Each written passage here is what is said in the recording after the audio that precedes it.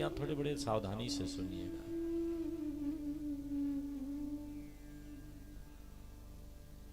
ठाकुर जी विजय प्राप्त कर गए। हनुमान जी महाराज, अंगद जी, लक्ष्मण जी और कुछ बंदर भालू सीता जी को गए हैं सूचना देने के लिए कि ठाकुर जी विजय प्राप्त कर गए, अब आपको राम जी से मिलवाया जाएगा।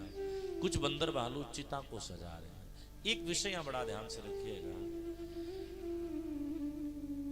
हम लोग यह सोचते हैं और यही जानते हैं कि राम जी ने सीता जी की अग्नि परीक्षा ली है, लेकिन ऐसा नहीं है। मानस के भेद को जानने के लिए गुरु के चरणों की बड़ी आवश्यकता है। जिस श्री जानकी जी के लिए कहा गया है उद्भव स्थित संहार कारणिम क्लेशहारिणीम सर्वश्रेयस्करीम सीताम नतो हम राम बल्लभाम। जो राम जी की अर्धांगनी है, ऐसे सीता जी की राम जी अग्नि परीक्षा लेंगे तो फिर सीता पे प्रश्न नहीं उठेगा, फिर राम पे प्रश्न उठेगा।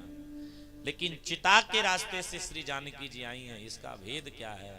क्योंकि जब ठाकुर जी दंडकारण्य वन में जब पहुंच रहे हैं और जब अब मृग लीला करने वाले हैं, तो राम जी ने श्री जानकी जी से कहा है तुम पावक मह करो निवासा, आप अग्नि में निवास करो और अपनी छाया सीता हमको दे दो, क्योंकि छाया सीता के द्वारा हम लीला करना चाहते हैं। और प्रियजन बड़े प्यार से सुनिएगा, असली सीता को हाथ केवल कुछ ही लोग लगा सकते हैं।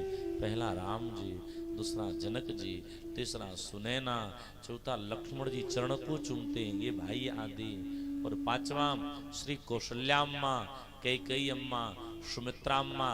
बाकी किसी में सामर्थ्य नहीं है कि असली सीता के शरीर को छू सके। हमारे राम जी जानते हैं, अगर रावण असली सीता को स्पर्श कर लेगा तो रावण को सद्ज्ञान और सद्मोक्ष तत्काल प्राप्त हो जाएगी, फिर मेरी आगे की लीला हो ही नहीं सकती है। इसलिए राम जी ने श्री जानकी जी से कहा है तुम पावक मह करो निवासा। और यहाँ चिता के रास्ते से अग्नि परीक्षा का यही मतलब है कि छाया सीता अग्नि में निवास कर जाए और असली सीता राम जी को प्राप्त हो जाए।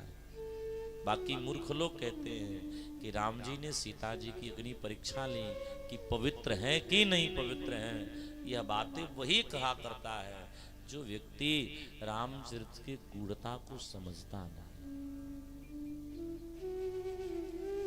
इस मैदान में सब लोग हंस रहे थे, एक लोग रो रहे थे। सब हंस क्यों रहे थे? क्योंकि विजय प्राप्त हो गई, सब हंस रहे थे। सबने कहा हमने इतने को मारा, हमने इतने को मारा, हमने इतने को मारा। राम जी ने कहा तुम सबने इतने को मारा, तो हमने भी दो को मारा, एक एक कुंभकर्ण और एक रावण को। सब हंस रहे थे पर एक रो रहा था। वो रोने वाला कौन है? वो रोने वाला श्री जामोद जी महाराज। राम जी ने कहा आप क्यों रो रहे हो? जामुंद जी ने कहा महाराज मैं युद्ध तो करने आया था पर मैं युद्ध कर ना सका। क्यों? बोले इस पूरे लंका में मेरे बराबर कोई योद्धा नहीं था। तो वीर सेना बॉर्डर पे जब चलती है ना, तो सेना का यही ध्येय रहता है मिटना है तो मिटना है, पर दुश्मन को मार करके मिटना है। हर देश के प्रहरी की इच्छा रहती है। जामवंत जी ने कहा कि हम महाराज इतना पार करते हुए लड़ने आए ताकि लड़ने को मिलेगा, मेरे बराबर कोई योद्धा नहीं था। राम जी ने कहा क्यों? बोले पूरे लंका सुनी सुनी है,